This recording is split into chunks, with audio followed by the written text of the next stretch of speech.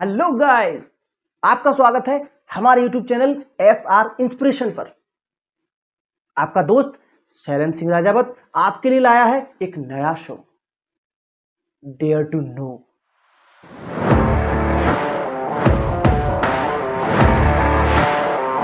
Inspiration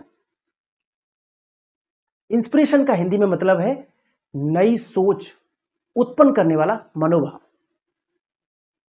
ऐसा मन का भाव जो आपको नया सोचने पर मजबूर करे।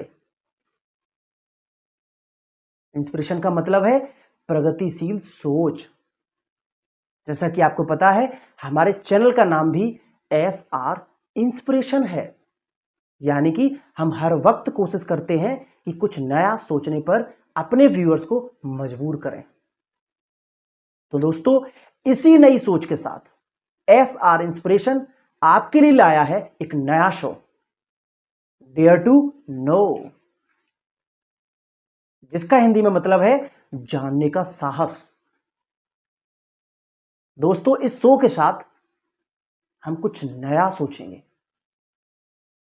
दोस्तों, जैसा कि आप ये सारा सेटअप देख पा रहे हैं, सबसे पहले हम जान लेते हैं ये डेयर टू नो है क्या, इस शो को लाने का उद्देश्य क्या है, आखिर इसकी जरूरत क्यों पड़ी। दोस्तों, डेयर टू नो का मतलब है जानने का साहस। क्या जानने का साहस? असलियत जानने का साहस, वास्तविकता जानने का साहस, भारत के लोगों को जानने का साहस, भारत की संस्कृति जानने का साहस। सबसे जरूरी, व्हाट्सएप यूनिवर्सिटी, जो कि लोगों को गलत गलत न्यूज फैलाती है, जिससे लोग गलत तरीके से ब्रेन वॉश हो जाते हैं और अपना कोई गलत प्रकार का स्टैंड बना लेते हैं अपने मन में। उस यूनिवर्सिटी से बाहर निकालने का साहस। यानी मैं इसको पूरा सम अप कर दूं तो डेयर टू नो का मतलब है आपको हर वो चीज, हर वो मुद्दा, चाहे वो विवादास्पद है या वो जानकारी जो आपको पता होनी चाहिए, जिससे आप अभी तक महरूम रहे, वो आप तक नहीं पहुंच पाई है, उस तक पहुंचाने का साहस। इस शो के साथ हम आगे नए नए टॉपिक लेके आएंगे जो आपको हर बार कुछ ना कुछ नया सिखाएंगे। तो दोस्तों, आपका इस नए शो में एक बार फिर से स्वागत है और मेरे सामने मौजूद है मेरे परम मित्र, मेरे जिगरी यार अमित आजाद। आपका बहुत बहुत स्वागत है हमारे इस नए शो पर। इनके बारे में मैं आपको महत्वपूर्ण जानकारी दे दूं। ये मेरे जिगरी यार हैं, परम मित्र हैं, ये तो हमारा निजी संबंध हो गया, इनकी प्रोफेशनल पहचान। दोस्तों, इनका सामाजिक, भौगोलिक आदि विषयों में विशेष रुचि है। दोस्तों, ये भूगोल विषय में नेट क्वालिफाइड है, JRF हैं और PhD स्कॉलर हैं। दोस्तों, ये सिविल सर्विसेज क्षेत्र में पिछले 5 से 7 वर्षों से अध्यापन कर रहे हैं, पढ़ा रहे हैं। भिंड, दिल्ली और अभी हाल ही में ये इंदौर के फेमस सिविल सर्विसेज संस्थान CMIS, Chetan Meena institute of civil service में पढ़ा रहे हैं। और नो डाउट इनके अभी तक के पढ़ाए हुए कई विद्यार्थी सफल हुए हैं। एक महत्वपूर्ण बात जो इनकी छुपी हुई है, उस मामले में ये छुपा रुस्तम है। इन्हें कविताएं लिखने का शौक है, ये कवि हैं और उन्होंने कई अखिल भारतीय सम्मेलनों में भाग लिया है, जहां ये कई बार पुरस्कृत हुए हैं। तो दोस्तों, मैं एक बार फिर से स्वागत करना चाहूंगा मेरे जिगरी यार अमित आजाद का। बहुत बहुत धन्यवाद। तो दोस्तों, डेयर टू नो के इस पहले शो का आज का टॉपिक है भारतीय संस्कृति में विविधता एवं समरसता।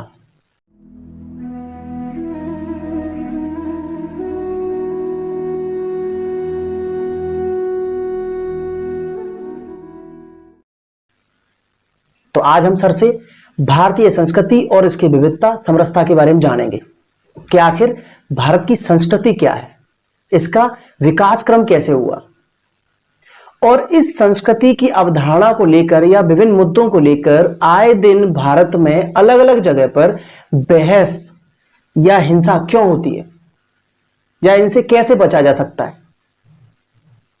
तो आज हम इन सभी मुद्दों पर चर्चा करेंगे सर।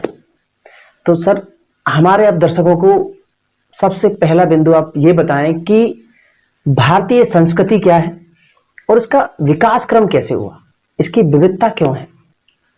नमस्कार सभी दर्शकों को।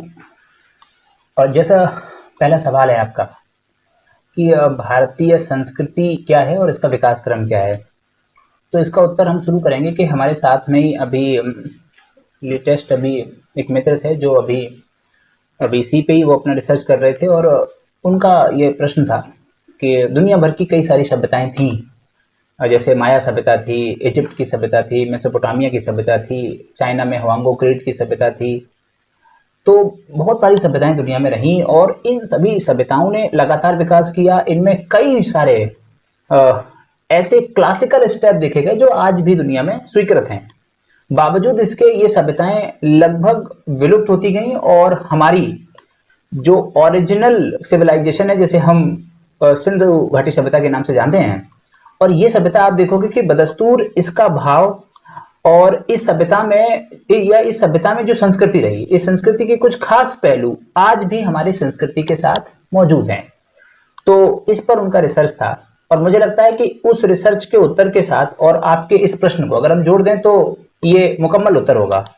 तो जैसे आपने पहला सवाल पूछा कि आखिर भारतीय संस्कृति क्या है, तो बहुत सरल शब्दों में अगर हम दर्शकों तक ये बात पहुंचाने की कोशिश करें तो भारतीय संस्कृति कुछ और नहीं है बल्कि ये तमाम सारी संस्कृतियों का एक मिलन स्थल है। बिल्कुल, है ना।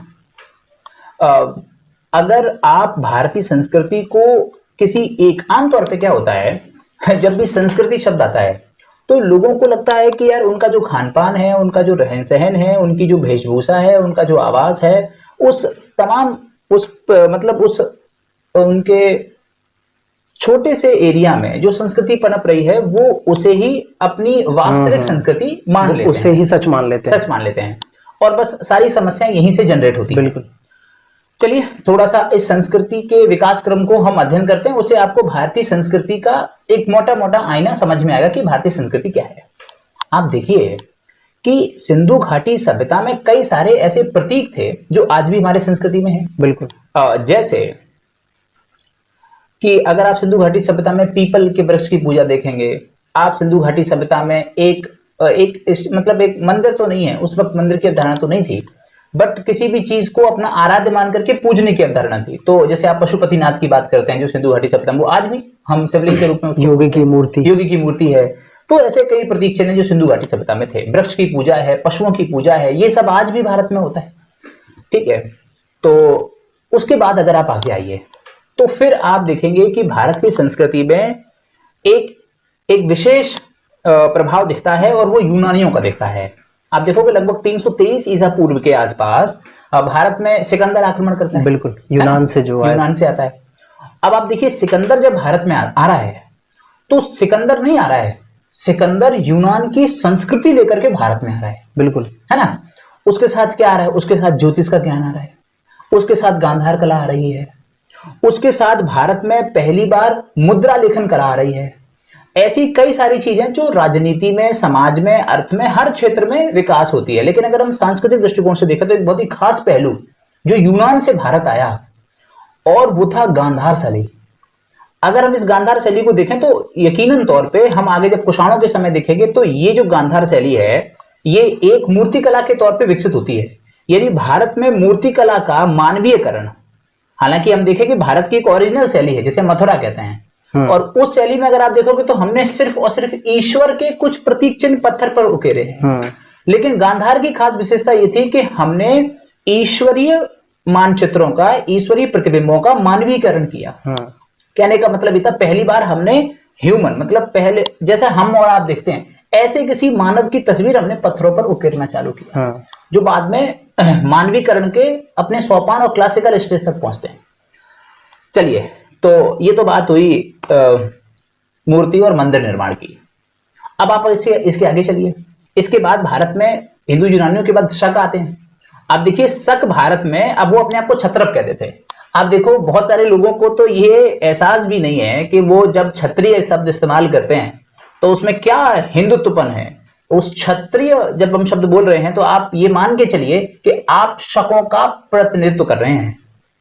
उसके बाद आप देखिए शक, शक के बाद आप देखोगे हिंदू यूनानी शक, और उसके बाद पहलव आए, कुषाण आए।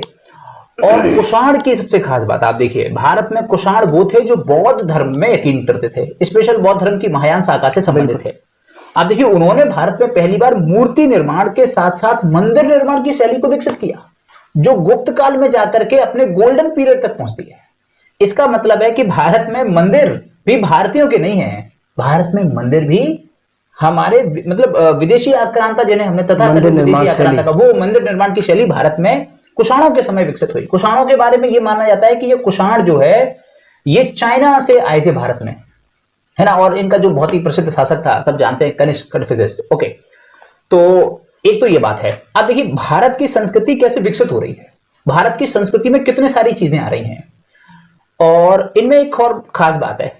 अब इसको सुनते ही कई सारे लोगों को उतना यकीन नहीं होता है, लेकिन आज के तौर पे विज्ञान इस बात को पूरी तरह से अब तो स्वीकार ही रहे हैं कि भारत में आर्य, जिसे हम अपने आप को उनसे जोड़ करके बात करते हैं, तो आर्यों की खास बात यह थी कि आर्य भी मध्य एशिया से आए थे। और आर्य शुरुआत में एक बर्बर और जंगली प्रजाति के रूप में थे। बिल्कुल। भारत में चूंकि एक बहुत ही खास बात है, जब आप भारत की संस्कृति की बात करते हैं तो भारत की संस्कृति की खास बात है कि ये भारत की ज्योग्राफी से डिसाइड होती है, ये भारत के भूगोल से डिसाइड होती है। लोगों को ये यकीन ही नहीं होगा कि अगर आप उड़ीसा में जाएंगे, आप तमिलनाडु में जाएंगे, तो तमिलनाडु और उड़ीसा का जो ब्राह्मण है वो सुबह उठता है, सुबह उठते ही वो सबसे पहले समुद्र के किनारे जाता है, मछली पकड़ता है, और मछली को पकड़ने के बाद उसे अपने कंटेन में रखता है, नहाता है, धोता है, मंदिर जाता है, और फिर आकर के अपने मछली कारोबार में लग जाता है।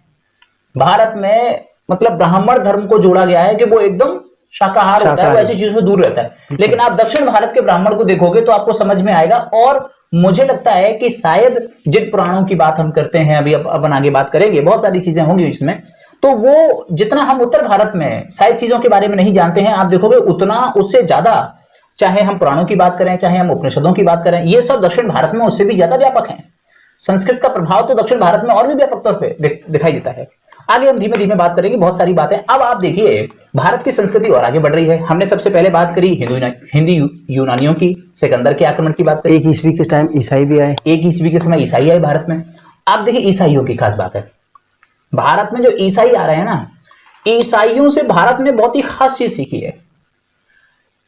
लोगों को जैसे आज भारत में आप देखिए 33 करोड़ देवी देवता, हम आगे बात करेंगे, ये भारत की संस्कृति का मूल हिस्सा है। ये जो 33 करोड़ देवी देवताओं का जो प्रचलन है, आप देखिए उससे भारतीय लोगों में एक भ्रांति पैदा होती है, हालांकि उससे अलगाव भी पैदा होता है, क्योंकि जिसे भारतीय संस्कृति के बारे में नहीं पता, तो कोई आमतौर पे भारत में ऐसा होता है, कोई शिव को पकड़ के बैठा है, कोई ब्रह्मा को पकड़ के बैठा है, कोई विष्णु को पकड़ के बैठा है, कोई शाक्त को पकड़ के बैठा है, और अलग अलग संप्रदायों को पकड़ करके बैठे हैं। उसके बावजूद आप देखोगे इन सब में एक एकता का भाव दिखता है। लोगों को ये नहीं पता कि ये जो एकता का भाव है, ये भारतीय संस्कृति में 7वीं शताब्दी में गुरु शंकराचार्य ने, आदि गुरु शंकराचार्य ने पैदा किया।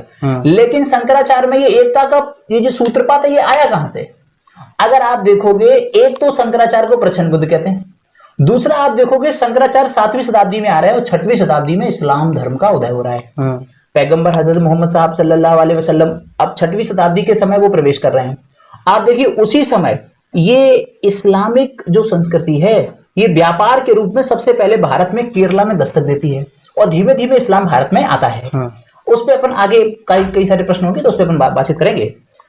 देखिए भारत में जो इस्लाम आ रहा है ना 6वीं शताब्दी में, वो जो एकेश्वरवाद लेकर के आ रहा है, वो जो मूर्ति पूजा का विरोध कर रहा है, वो जो भारत में कई स्तरों पर आप देखोगे तो संगीत का, वादन का, इन सब का विरोध करता हुआ आ रहा है भारत में, वो अपन आगे बात करेंगे ऐसा क्यों है इस्लाम में। लेकिन आप देखिए इस्लाम में दो बहुत खास बात है। एक तो सबसे पहले इस्लाम में एक बहुत ही खास बात है, वो है एक ईश्वर पे, एक अल्लाह पे, एक खुदा पे विश्वास, और दूसरा मूर्ति पूजा का विरोध। वो मूर्ति पूजा के विरोधी हैं। अब ये क्यों है इसको अपन आगे समझेंगे, लेकिन आप देखिए इन दोनों का प्रभाव आदि गुरु शंकराचार्य पे दिखाई देता है। आदि गुरु शंकराचार्य का जो अद्वैतवाद है, वो एकेश्वरवाद और मूर्ति पूजा के विरोध से स्टार्ट होता है, आप इस बात से कतई इंकार नहीं कर सकते कि आदिगुरु शंकराचार्य का जो अद्वैतवाद है वो इस्लाम से सीधे सीधे प्रेरित है। चलिए खैर ये आगे की बात है, हम आगे समझेंगे इस बात को।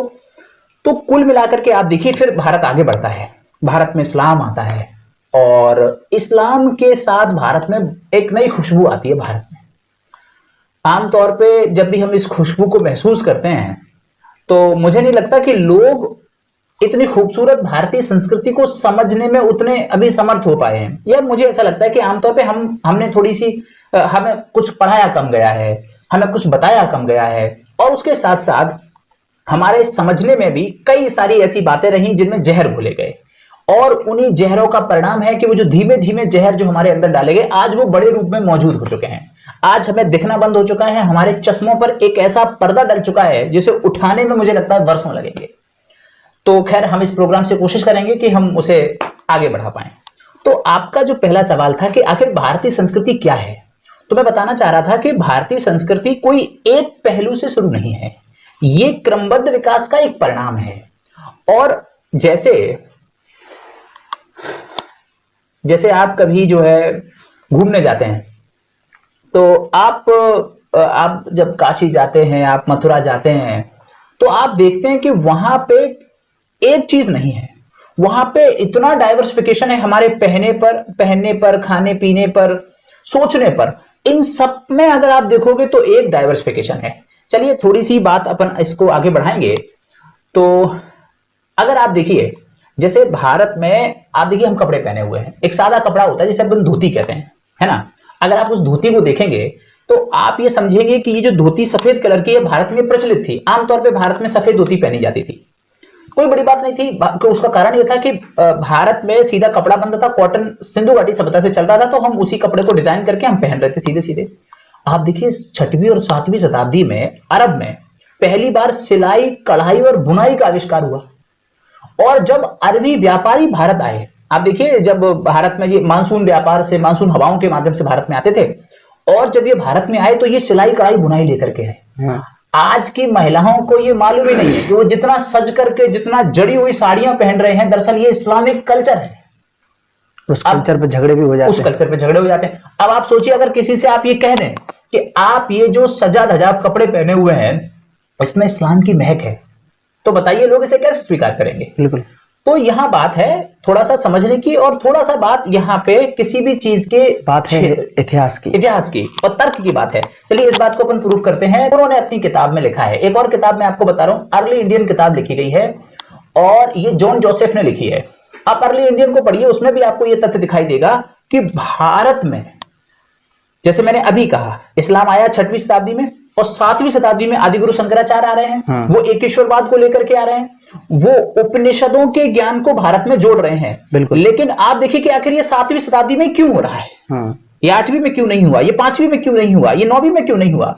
तो आप इस तथ्य को नहीं जुटला सकते कि 6वीं शताब्दी में इस्लाम आया और 7वीं शताब्दी में भारत में आदिगुरु शंकराचार्य आए। चलिए जैसे अभी अपन ने कहा, अगर आप देखोगे जैसे भारत में वीणा, ठीक है, और अगर आप देखोगे तो सितार था हमारा अरबी और वीणा हमारा था, इन दोनों को मिला दिया गया और ये मिलाया गया जो है लगभग 12वीं शताब्दी के आसपास, 12वीं से 13वीं शताब्दी के आसपास अमीर खुसरो के सितार बनाया गया। हाँ, सितार बनाया गया। वीणा और शायद भारतीय तंबूरा था और भारतीय वीणा थी और तंबूरा था अरब का। हाँ, और उससे सितार बनाया गया अमीर खुसरो के द्वारा। सूफी देखिए आप भारत में, आप सूफियों का जो संगीत है आप उससे बच नहीं सकते। भारतीय जिसे आप भक्ति आंदोलन कहते हैं, इस भक्ति आंदोलन का एक गहरा रहस्यवाद सूफियों से प्रारंभ होता है।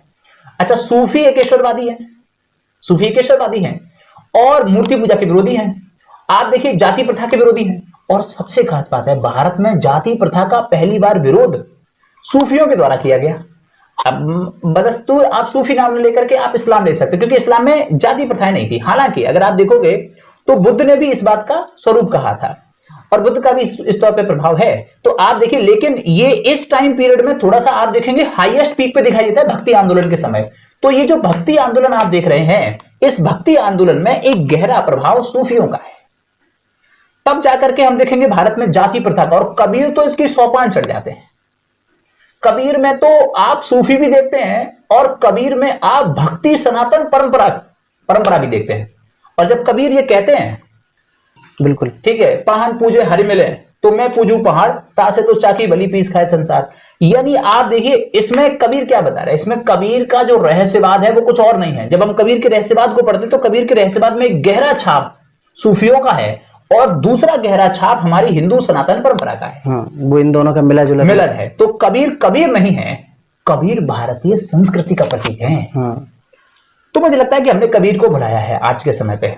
हमने कबीर को याद करने में हमने कबीर जैसे लोगों को भुला करके मैं ये मान के चल सकता हूं कि हमने अपनी भारतीय संस्कृति, भारतीय सभ्यता का बहुत ह्रास किया है।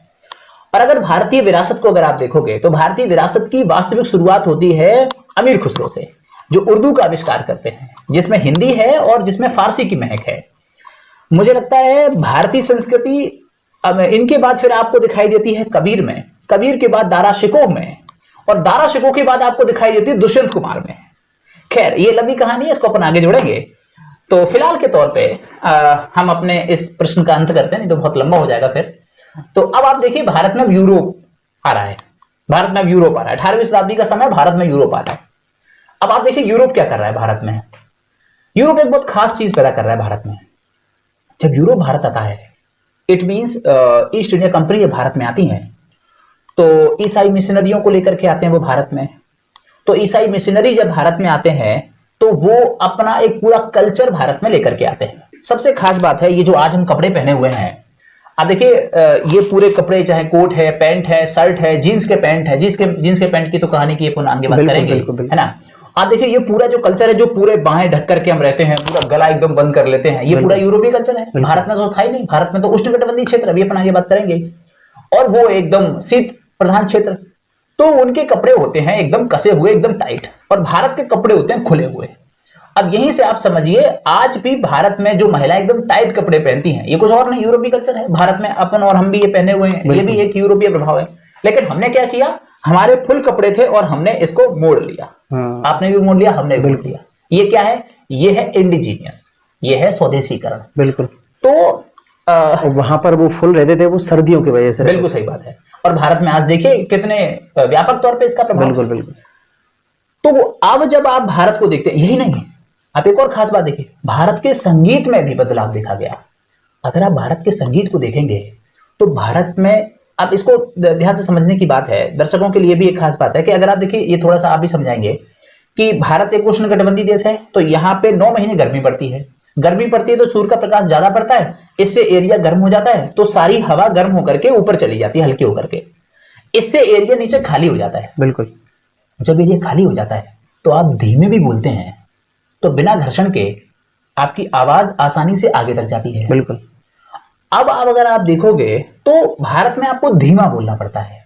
वहीं अगर आप यूरोप में जाकर के देखोगे तो आप देखोगे यूरोप में ठंडे प्रदेश हैं, हवा नीचे बैठी रहती है, हाई एयर प्रेशर है, तो वहां क्या होता है, आपको थोड़ा तेज बोलना पड़ता है, और उसी से पैदा होता है संगीत।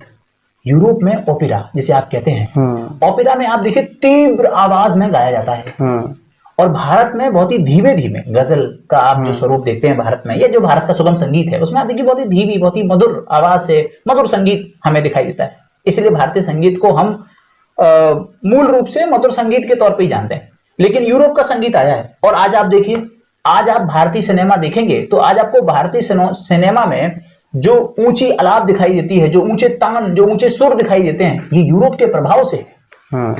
चलिए, तो कुल मिलाकर के अगर आप पूरी संस्कृति को देखेंगे, और एक सबसे खास बात, एक अंतिम बात अपन कर रहे हैं, समोसा। मैं भारतीय संस्कृति को समोसा संस्कृति के तौर पे कहता हूं कई बार। तो उसमें क्या होता है, समोसा संस्कृति का मतलब ये होगा कि अगर आप समोसा को देखोगे तो समोसा में जो आलू है वो स्पेन से आया है, समोसा में जो तीखापन है या जो अदरक है वो आप देखोगे तो चाइना से आई है, ठीक है। समोसा में अगर आप देखोगे तो जो कई बार दाल का इस्तेमाल होता है, हालांकि भारत में समोसा बहुत प्रचलित है। पूर्वोत्तर में आप देखोगे मीठा समोसा चलता है, दक्षिण में आप देखोगे तो कीमा समोसा होता है, पूर्वोत्तर में जो समोसा होता है उसे सिंगाड़ा कहते हैं, उत्तर भारत में तो इतना चलता ही है समोसा। कितनी वैरायटीज है।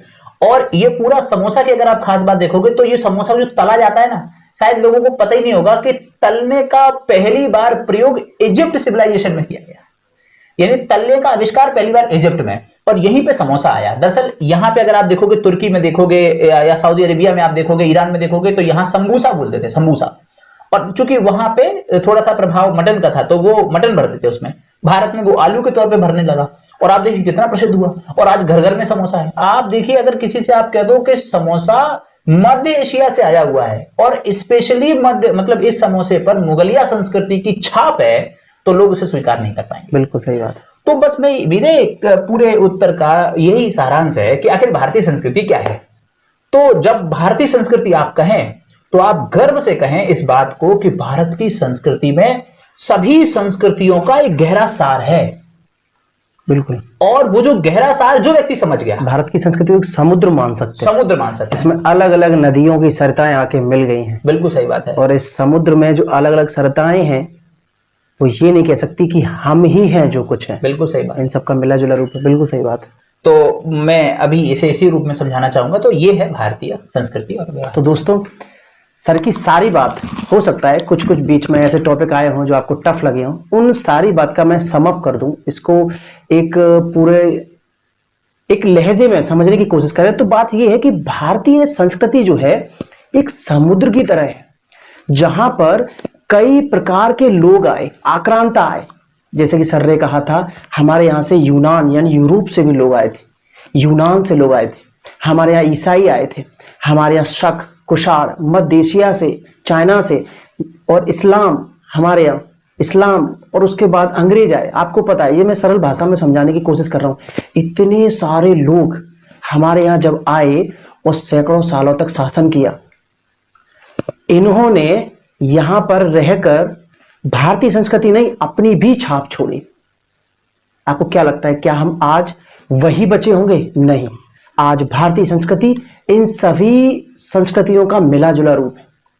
तो सर का समझाने का मुख्य उद्देश्य यह था कि आज भारतीय संस्कृति जिस पर हम इतराते हैं इतना ज्यादा, हम सब मिले जुले रूप हैं। हमें किसी भी एक दृष्टिकोण को लेकर आपस में लड़ना झगड़ना नहीं चाहिए। हम सारी संस्कृतियों का मिला जुला रूप है तो ही हम हैं। अगर वो अलग अलग हो गई तो हम नहीं हैं। यानी कि ये हो गई भारतीय संस्कृति की विविधता, अलग अलग विविधता, और इसमें हम आज प्यार से रह रहे हैं, उसको बोलते हैं समरसता, प्यार बोलते हैं। तो ये हमारा पहला पॉइंट यहां पर क्लियर होता है। बढ़ते हैं हम अगले प्रश्न की ओर।